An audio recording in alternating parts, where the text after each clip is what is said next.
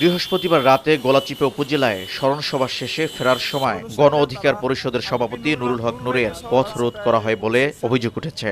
নূর দাবি করেন, সড়কে গাছ ফেলে রড, রামদা ও গুলতি নিয়ে হামলার চেষ্টা চালায় বিএনপির কেন্দ্রীয় নির্বাহী কমিটির সদস্য হাসান মামুনের অনুসারীরা।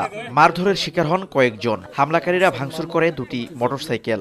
এখানে জনাব হাসান মামুনের সাথে আমার কোনো রাজনৈতিক বা আদর্শিক মিলও নাই, দ্বন্দ্ব নাই। সাধারণ মানুষ, এলাকার সন্তান হিসেবে তাদের যে একটা দেখার আগ্রহ, তারা আগে পত্রপত্রিকা দেখেছে, টেলিভিশনে বক্তব্য শুনেছে, একটা গণজোয়ার তৈরি হয়।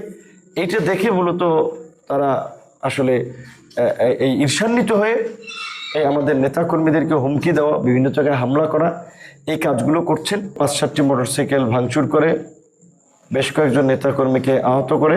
উত্তপ্ত পরিস্থিতি বিবেচনায় গলাচিপা না গিয়ে নূরকে জেলা শহর পটুয়াখালী যেতে বলে আইন শৃঙ্খলা বাহিনী। তবে গলাচিপা ডাকবাংলোতেই থাকার সিদ্ধান্তে অনড় থাকেন ভিপি নূর।